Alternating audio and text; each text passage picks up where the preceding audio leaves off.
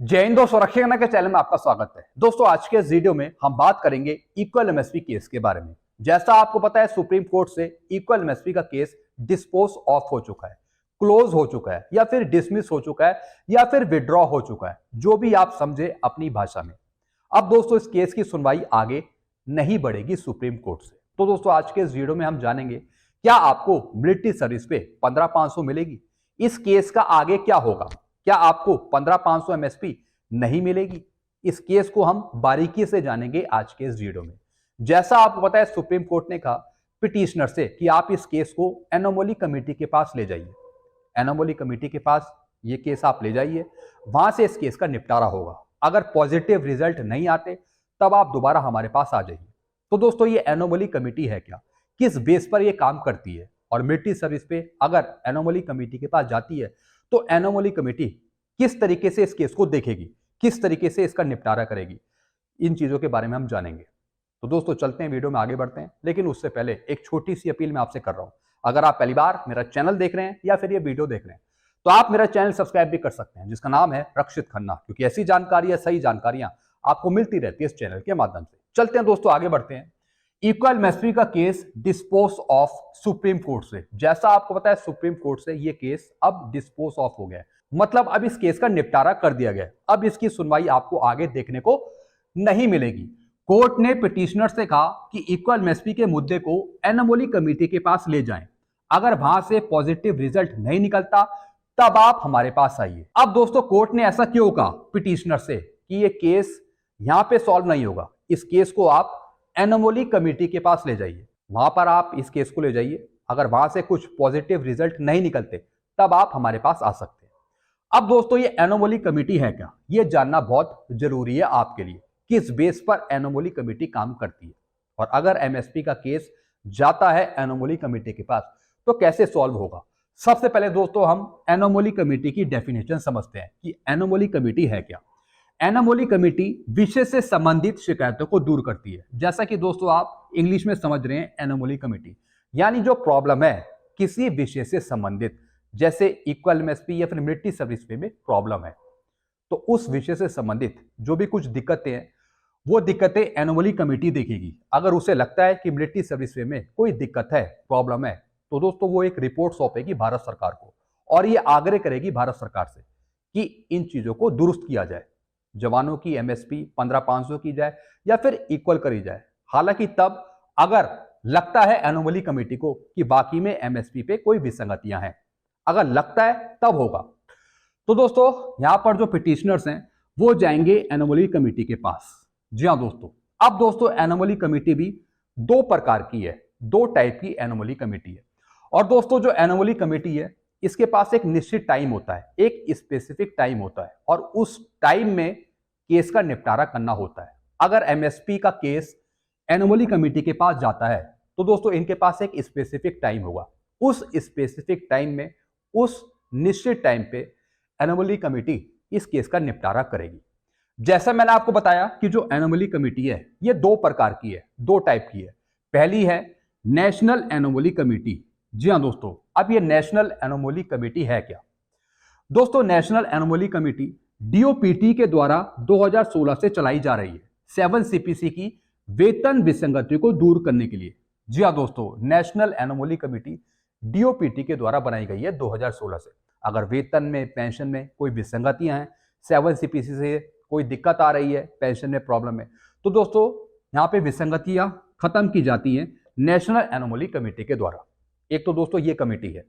दूसरी कमेटी है departmental anomaly committee, और ये चलाई जा रही है मिनिस्ट्री ऑफ डिफेंस के द्वारा, रक्षा मंत्रालय के द्वारा। और दोस्तों इस कमेटी का गठन किया गया है मिनिस्ट्री ऑफ डिफेंस के द्वारा। यह भी दोस्तों कमेटी चलाई जा रही है 7 सीपीसी से उत्पन्न विसंगतियों को दूर करने के लिए। ये दोनों कमेटियां चलाई जा रही हैं अगर 7 सीपीसी में कुछ विसंगति आ रही है वेतन में, उनको दूर करने के लिए।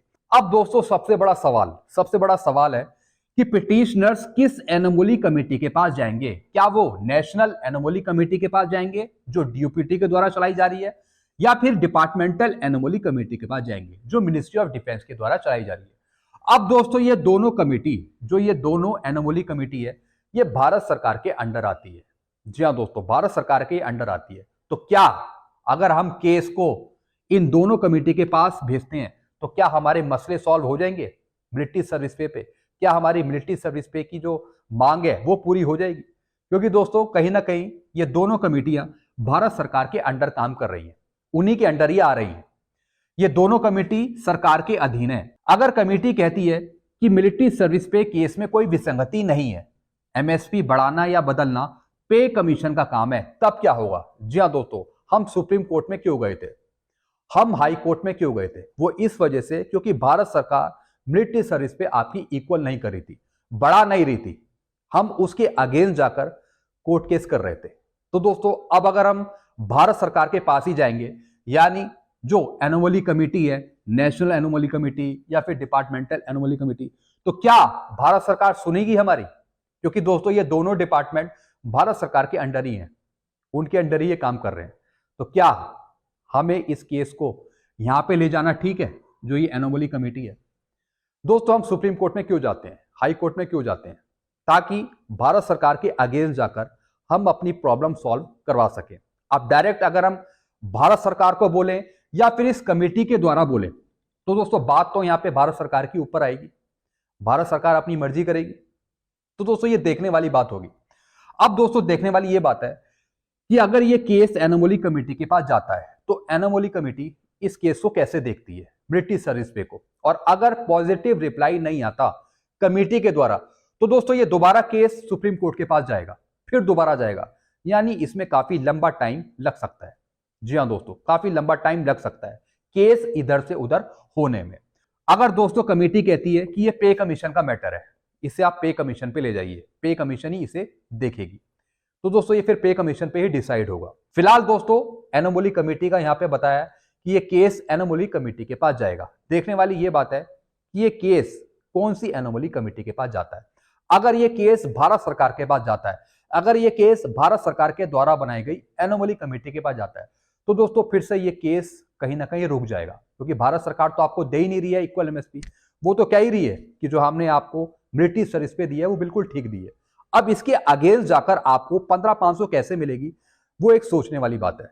या एनोमली कमेटी मानेगी कि जवानों को इक्वल एमएसपी मिलनी चाहिए और मिलिट्री सर्विस से बढ़ाने या इक्वल करने की रिपोर्ट पे कमीशन को सौंपेगी और 8 सीपीसी में मिलिट्री सर्विस पे इक्वल हो जाएगी।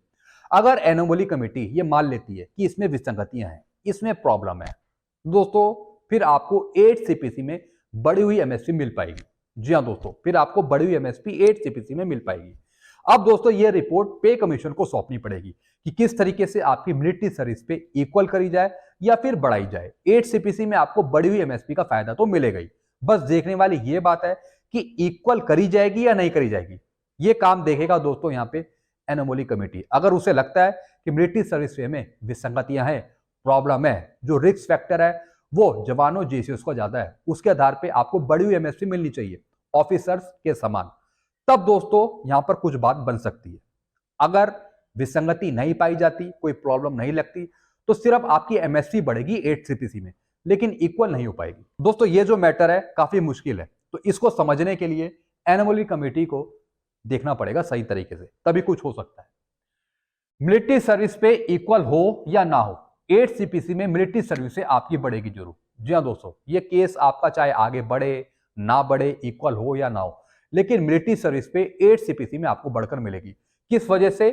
फिटमेंट फैक्टर की वजह से। जैसे अभी आपकी 5,200 है, अगर 1.92 8 सीपीसी का फिटमेंट फैक्टर दिया जाता है तो आपकी मिलिट्री सर्विस पे 9,000 10,000 के आसपास हो जाएगी। अगर 10,000 मिलती है तो इसका आधा 5,000 आपको जुड़कर मिलेगी पेंशन पे, मिलिट्री सर्विस पे 8 सीपीसी में।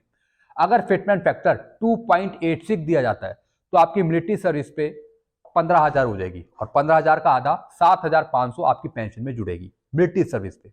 अगर दोस्तों आपकी मिलिट्री सर्विस पे इक्वल करी जाती है, यानी जो एनोमली कमेटी है वो मान लेती है कि विसंगतियां हैं, प्रॉब्लम है मिलिट्री सर्विस पे में, आपको बढ़कर मिलनी चाहिए एमएसपी, अगर 15,500 करी जाती है तो दोस्तों 8 सीपीसी का फिटमेंट फैक्टर हम मान लेते हैं 1.92, इसका मल्टीप्लाई करेंगे तो 30,000 आपकी एमएसपी होती है 8 सीपीसी में, और इसकी आधी 15,000 फिर आपको देखने को मिलेगी 8 सीपीसी में। अगर 2.86 फिटमेंट फैक्टर दिया जाता है, अगर 2.86 दिया जाता है तो दोस्तों आपकी मिलिट्री सर्विस पे 45,000 हो जाएगी और उसकी आधी 22,500 आपकी पेंशन में जुड़ेगी। अगर इक्वल एमएसपी होती है, जी हाँ दोस्तों, अगर 15,500 आपको मिलती है तब मैं आपको बता रहा हूं। अगर 15,500 नहीं होती, खाली 5,200 पर टिकी रहती है, तो फिर इसमें फिटमेंट फैक्टर यूज होगा। उससे आपकी मिलिट्री सर्विस से बढ़ जाएगी 8 सीपीसी में। 1.92 मिलता है तो 10,000 हो जाएगी, अगर 2.86 मिलता है तो 15,000 हो जाएगी। तो दोस्तों हम यहाँ पे डिमांड कर रहे हैं कि हाई फिटमेंट फैक्टर आपको मिले, आपको 2.00 से ज्यादा फिटमेंट फैक्टर आपको मिले, ये हम डिमांड कर रहे हैं। बाकी देखेंगे कि भारत सरकार क्या देती है। तो दोस्तों ये चीजें मैंने आपको समझाई। तो हमारी ये डिमांड है कि आपकी इक्वल एमएसपी हो और फिटमेंट फैक्टर आपको ज्यादा मिले। तो दोस्तों ये सब चीजें थी। एक और चीज दोस्तों मैं आपको समझाऊंगा, जैसे मैंने आपको बताया सुप्रीम कोर्ट में अब इस पे कोई सुनवाई नहीं होगी। अब कोई तारीख वगैरह कुछ आपको देखने को मिलेगी, ये इंटरनली मैटर आपके सॉल्व होंगे, इंटरनली चीजें जाएंगी, या तो भारत सरकार के पास जाए या फिर जो एनोमली कमेटी है उसके पास जाए। जी हाँ दोस्तों, और दोस्तों ये कहीं ना कहीं पे कमीशन का मैटर है। पे कमीशन इन चीजों को देखेगा, मिलिट्री सर्विस पे की, अगर उन्हें लगता है कि आपकी मिलिट्री सर्विस पे इक्वल करी जा सकती है तब कुछ हो पाएगा, नहीं तो दोस्तों आपको फिर फिटमेंट फैक्टर के साथ बढ़ी हुई एमएसपी मिलेगी। तो दोस्तों बस यही जानकारियां थी जो मैं लेकर आया था। वीडियो आपको अच्छा लगता है तो वीडियो को लाइक करें और इस चैनल को आप सब्सक्राइब कर सकते हैं जिसका नाम है रक्षित खन्ना। आप अपने विचार नीचे रख सकते हैं, आप कमेंट करिए इक्वल एमएसपी की चीजों को लेकर, जो भी कोर्ट ने कहा है आप अपने विचार जरूर रखिएगा। Thank you so much.